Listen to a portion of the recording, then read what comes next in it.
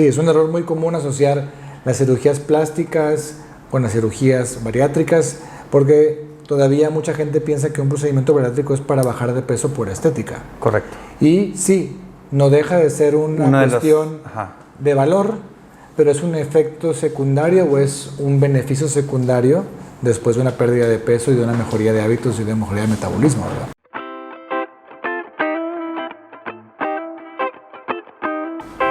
Bienvenidos a su programa Robehost, una charla sobre salud y bienestar. En esta ocasión tenemos por fin el tercer episodio y bien contentos porque tenemos como invitado de honor al doctor Sebastián Arana Garza, egresado de Christus Muguerza. Es cirujano con certificación en bariatría y aparte catedrático y maestro de la Universidad de Monterrey. En lo personal, fue mi maestro en su momento en el internado de pregrado. En mi primer mes, mi primera experiencia como MIP, me tocó pues de alguna forma responderle a él en las guardias y en la entrega de pacientes. Y fue una experiencia muy enriquecedora. Y después nos hicimos grandes amigos porque tenemos muchas cosas en común. Así es. Bienvenido, Sebastián, ¿cómo estás? Muy bien, aquí muy honrado de la invitación, muy agradecido por el espacio para compartir, para platicar y a tus órdenes. Muchísimas gracias. Pues la intención es platicar acerca de la cirugía bariátrica, ¿verdad? Tema que creo que en los últimos tiempos pues ha ido incrementando en cuanto a los interesados, que es algo muy bueno. Ahorita vamos a ver por qué de seguro. Y pues bueno, te platico, fíjate, justo hace una semana y media atendí a una prima de COVID-19 y me decía, tenía programada una cirugía de rodilla, porque tuvo ahí una lesión ahí en los ligamentos. Obviamente se tuvo que posponer la cirugía, pero me decía ella, es que me da mucho miedo pues que me metan a la plancha, ¿verdad? Y eso que esa cirugía, pues que ahorita es de mínima invasión, es bien sencilla. Y platiqué con ella para tranquilizarla. Pero bueno, el tema es que cualquier cirugía puede dar miedo a quien la va a recibir.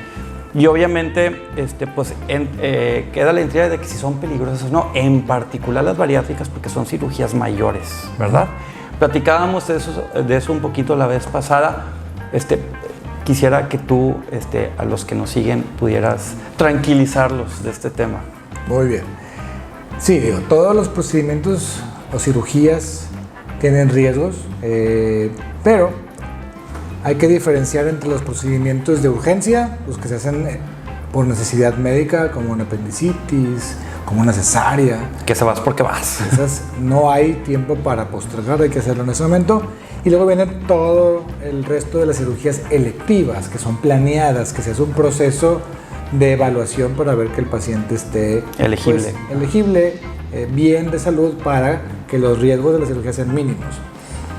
Poniendo un ejemplo, al día de hoy lo que dicen las estadísticas, sobre todo de Estados Unidos, donde están muy bien establecidas, un procedimiento bariátrico tiene una posibilidad de riesgo o una incidencia de riesgo menor que una cirugía de vesícula, por ejemplo. ¿Y por qué? Y eso que también es la laparoscopía. Eso que también es laparoscópica y es muy segura. Ajá. Pero ¿por qué las cirugías bariátricas son más seguras que una cirugía de vesícula? Porque al día de hoy, en los estándares de los procesos de una cirugía bariátrica, no hay ningún otro procedimiento que tenga tanto proceso de preparación y de estudio como una cirugía bariátrica. O sea, para que llegues ya al quirófano pasaron un montón de cosas. Así es. Sí, al día de hoy, más que hablar de cirugías bariátricas, tratamos ya de implementar una definición de un proceso bariátrico que empieza semanas antes de la cirugía, lleva una secuencia de exámenes, evaluaciones por un equipo de muchos especialistas que se llama multidisciplinario. Ajá. Y cuando este proceso termina siendo un proceso que da una autorización, una luz verde, porque todo está en orden, independientemente que la persona tenga una situación o una enfermedad de sobrepeso o de obesidad que generalmente tiene ciertas repercusiones. Si hay alguna cosa que no está en orden, se pone en condiciones que puede ser una cuestión cardíaca, una cuestión pulmonar, triglicéridos, diabetes descontrolada, bueno, todo eso se pone en control y ya después que todo está en orden, se puede pasar el procedimiento. Sí, o sea, no es un no definitivo. Si una persona al principio no es elegible para la cirugía, correcto, pues se arregla para que la podamos hacer, ¿verdad? Así es. Ahora, a lo mejor también hay gente que nos está viendo que no tiene muy claro qué significa una cirugía bariátrica, ¿verdad? Me queda muy claro, creo que la mayoría entendemos que el objetivo más popular, por así decirlo, pues es bajar de peso. Correcto. Pero no es el único objetivo, ¿verdad? No. Muy bien. Al día de hoy, prácticamente tratamos de migrar de esa definición antigua de la cirugía para bajar de peso. Correcto. Para hablar de procedimientos que tengan como objetivo que el paciente mejore hábitos y así ayudarles a controlar su peso, pero además su metabolismo para, en el caso de que tengamos alguna enfermedad metabólica como diabetes, como colesterol, triglicéridos, apnea del sueño, infertilidad, poderlo controlar sin necesidad de tomar medicamentos, pero también, sobre todo, el orientar al paciente hacia que el procedimiento lo veamos como una herramienta de cambio o de mejoría de estilo de vida. Correcto. Para que con ese ligero e insignificante cambio de perspectiva se vuelva un proceso en el cual, si el paciente realmente cambia hábitos, con un proceso de aprendizaje que no se hace de un día para otro, se lleva tiempo, el paciente pueda realmente mantener esa pérdida de peso de manera prolongada después de 10, 15, 20 años. Y definitivamente no estamos hablando de una liposucción, ¿verdad? También no entender que es ese tipo de cirugías. Sí, es un error muy común asociar las cirugías plásticas con las cirugías bariátricas, porque todavía mucha gente piensa que un procedimiento bariátrico es para bajar de peso por estética. Correcto. Y sí, no deja de ser una cuestión de valor, pero es un efecto secundario o es un beneficio secundario después de una pérdida de peso y de una mejoría de hábitos y de una mejoría de metabolismo, ¿verdad? Claro, prácticamente les están cambiando la vida a los pacientes. En cierta manera, sí. Y regresando a lo que arrancábamos, o el cuestionamiento inicial, entonces, estamos hablando de unas cirugías que tienen que ver más, no con liposucción, intervienen en el estómago, ¿verdad? Y no son tan peligrosas entonces como la gente piensa en este caso, por todo el proceso que mencionabas.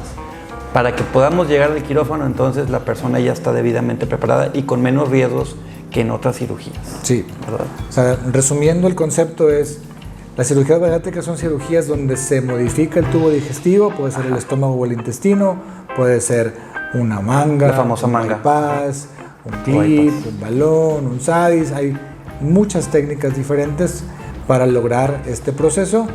Y sí, no son las cirugías tan riesgosas, peligrosas, prohibidas como hace 20, 30 años, porque había gente que, no, pues si te operan puedes morir en la cirugía.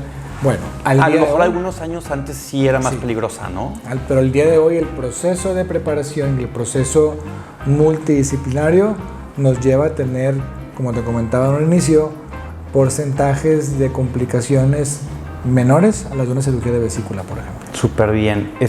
Importante de notar que también depende de quién te opere, ¿verdad? Porque hay mucha gente allá afuera que a lo mejor no está certificada para hacer este tipo de procedimientos. Sí.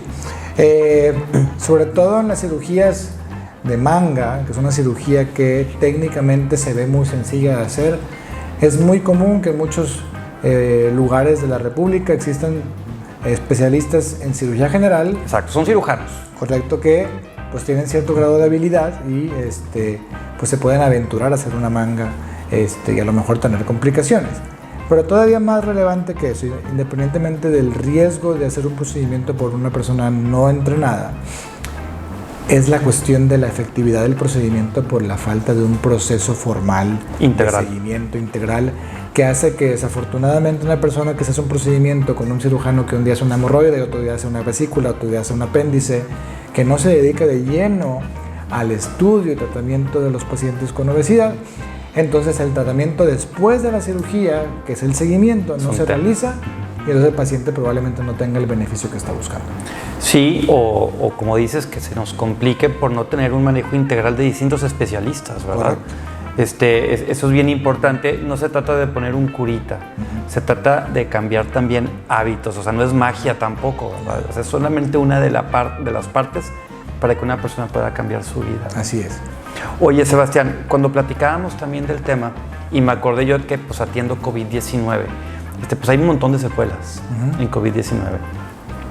Que el síndrome de cansancio crónico, que tenemos a lo mejor ya una capacidad pulmonar menor, hay gente que queda con dolores en las articulaciones, y clásico que siempre me preguntan es la caída del cabello.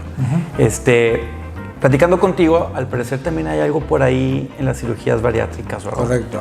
Uno de los conceptos o de las situaciones que mucha gente conoce de las cirugías bariátricas o que se ha vuelto muy famoso es que son cirugías en las que se pierden nutrientes y el paciente se enferma, y por esta pérdida de nutrientes se cae el cabello. Entonces la gente asocia las cirugías bariátricas con pérdida de cabello porque los pacientes se ven enfermos después de la cirugía. Y no tiene que ver una cuestión de un problema de salud.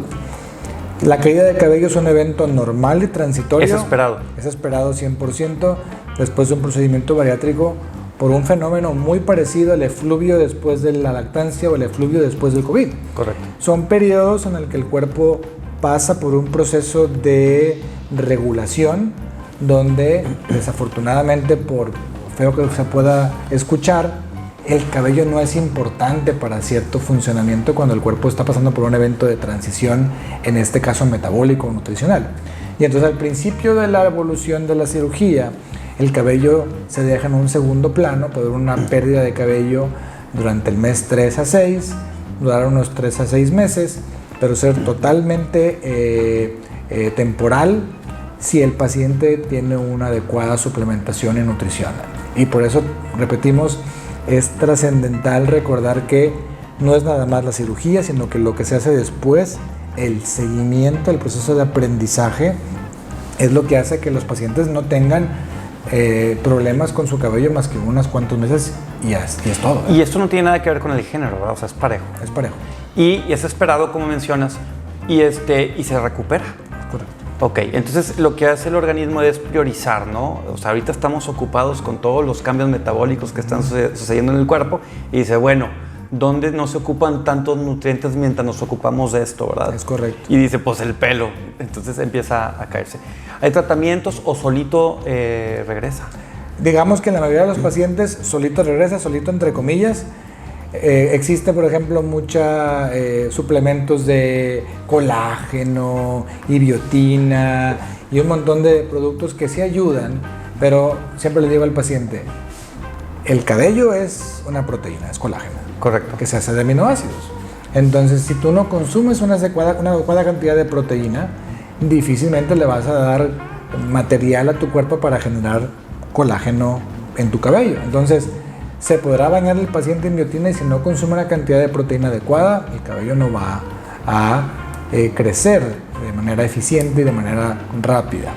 También hay especialistas que se dedican específicamente a la tricología, que es la especialidad que estudia el cabello, que son dermatólogos, y nos apoyamos muchas veces en ellos cuando el paciente tiene una preocupación de decir, bueno, yo quiero que se me caiga lo menos posible.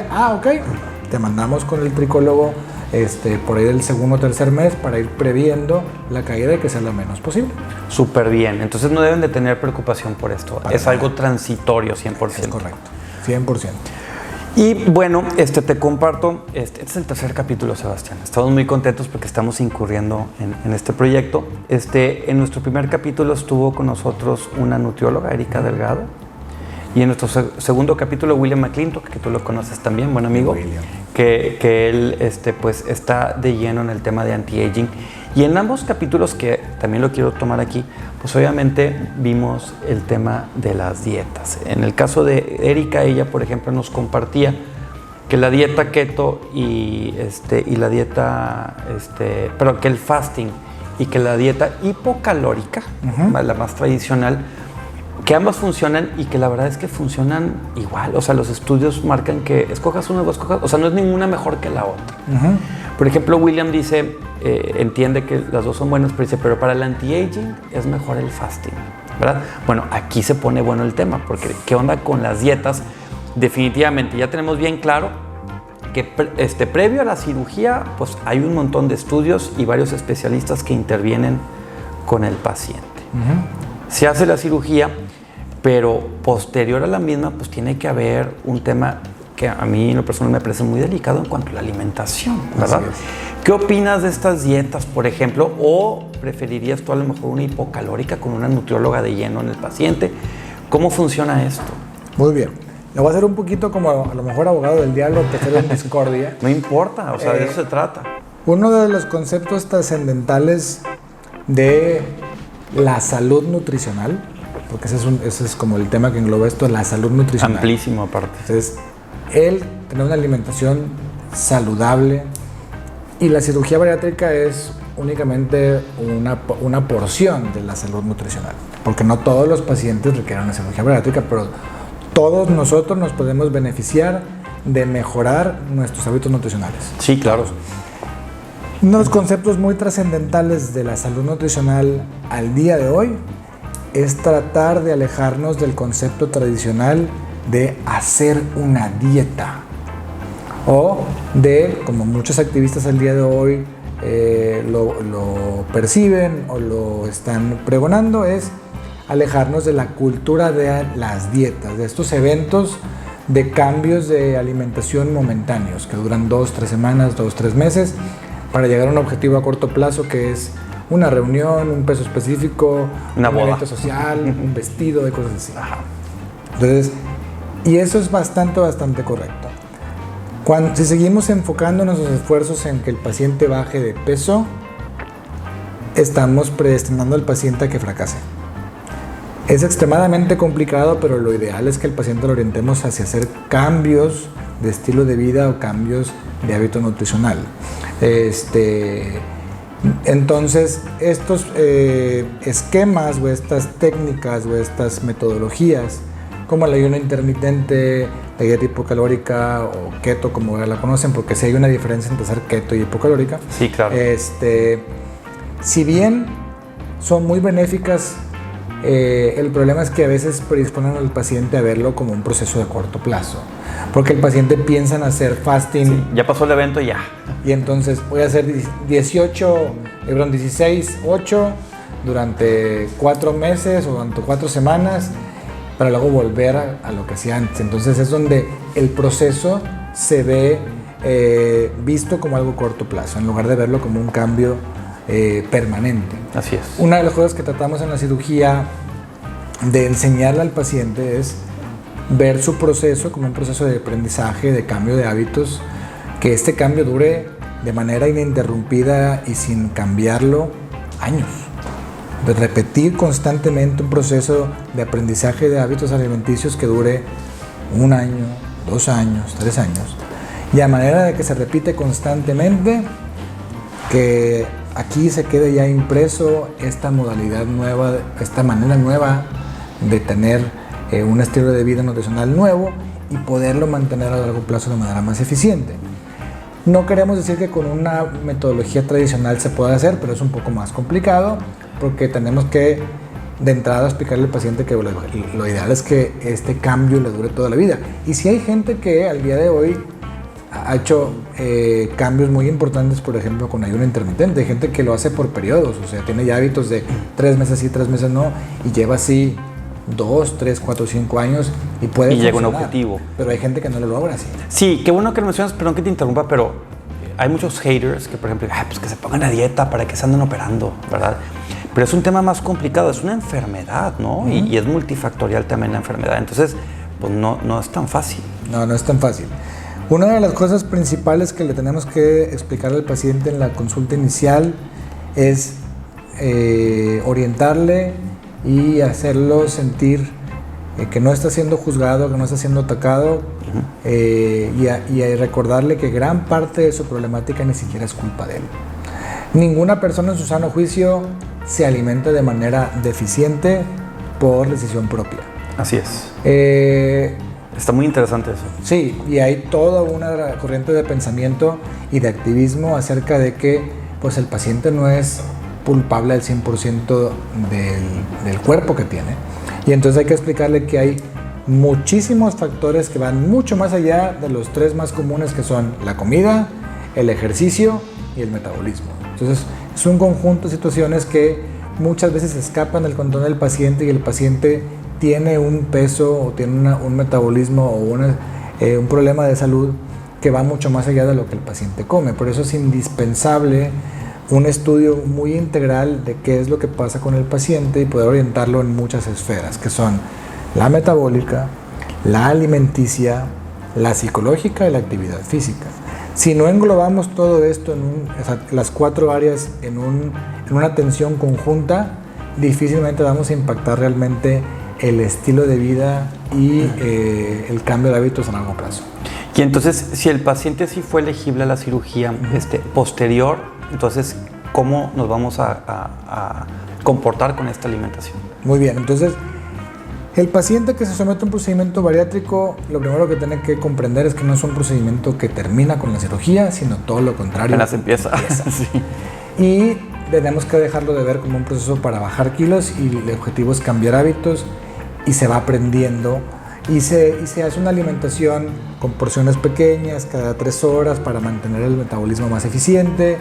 Generalmente sí se prioriza un poquito las proteínas, por lo tanto es algo hipocalórica en ciertos grados, pero no es una dieta keto ni nada por el estilo. Mucho menos fasting. Y mucho menos fasting. Es comer cada 3 horas de manera consecutiva, y así, a base de repetición, después de 1 mes, 6 meses, 1 año, 2 años, el hacer esto de manera repetitiva lo lleve realmente a que a nivel de comportamiento, de conducta, el paciente ya haya entendido cómo es el caminito y seguirlo. Pero para eso también es importante tener un seguimiento a largo plazo. Entonces es indispensable que el paciente sepa que va a haber un seguimiento que muchas veces es de por vida, para irlo orientando, y que después de 2, 4, 6 años el paciente siga practicando lo que al principio aprendió, y así los kilos que al principio bajó pues los pueda mantener el resto de la vida. Y seguramente ya a estas alturas pues has tenido pues historias muy bonitas, ¿no? De testimonios donde la persona seguramente pues se siente mucho mejor. ¿Has notado tú, yo me imagino que sí, pero pues, tú personalmente lo has constatado, que aunque es un camino a lo mejor difícil posterior a la cirugía, todo lo que mencionas, pues el que ellos empiecen a ver el cambio los motiva, ¿no? Claro. Okay. ¿Y alguna historia que nos platiques de gente que ha pasado por esto? Mira, tengo historias bonitas y otras no tan bonitas, pero te voy a contar primero una bonita, y si queda tiempo contamos una no tan bonita. Muy bien. Muchos pacientes llegan con diversos tipos de problemáticas que van mucho más allá de la cuestión médica, de la cuestión del peso, de la cuestión de una enfermedad física.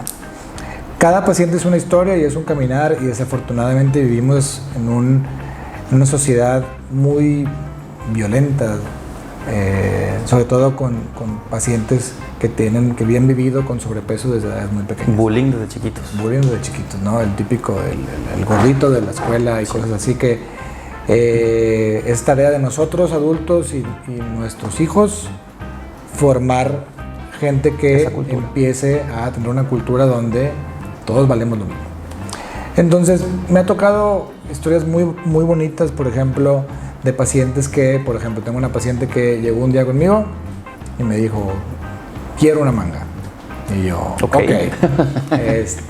Vamos a ver. La estudiamos y todo, resultó que tenía reflujo. Okay. Y por ende le dije, mira, un paciente con reflujo no es un buen candidato para manga, puedes quedar con reflujo después. Lo ideal sería hacer un bypass. Si la paciente estaba completamente renuente a hacer un bypass. Conocí a alguien seguramente que se había hecho manga y que le fue bien, y por ahí. Sí. Entonces pasan un par de años y se va a un viaje de cumpleaños a Tierra Santa, y pues en Egipto, en Petra, ella viene un momento de un breaking point. Correcto. Donde se fatiga de una manera exagerada para poder completar la excursión en Petra y decide hacer Sí, un cambio. Más o menos, ¿cuántos kilos traía? Se me fue la memoria como unos 125. Correcto. Más o menos. Entonces, ya conmigo me dice, bueno, cuéntame del bypass. En aquel momento tenía 31 años. 2 años después de la cirugía, es una paciente muy metódica, haciendo las cosas muy bien. Conoce a alguien, se casa y el día de hoy tiene 2 hermosos hijos. Es una mujer muy emprendedora, es una mujer que trabaja intensamente, hace de todo. Y me dice, no hubiera podido hacer nada de esto que ahorita tengo concretado de mi vida. Correcto. Si no hubiera cambiado mi estilo de vida, porque a lo mejor mis embarazos hubieran sido de alto riesgo, a lo mejor no me hubiera podido embarazar, a lo mejor hubiera tenido que hacer un tratamiento de fertilidad, un montón de cosas. ¿Y como cuánto pesará ahora? Ahorita pesa 61. Wow, o sea, la mitad. Y entonces, pero también es una persona que al día de hoy sigue siendo protagonista de su proceso y se sigue cuidando, sigue manteniendo lo que cuando en un principio tenía parada más de 5 años. Correcto. Entonces, y luego decíamos, historias no tan bonitas. Ahorita que hablabas de la pandemia y del COVID y cómo el COVID nos vino a cambiar la vida, tengo una anécdota que me ayudó mucho también a entender que esta es una situación que requiere de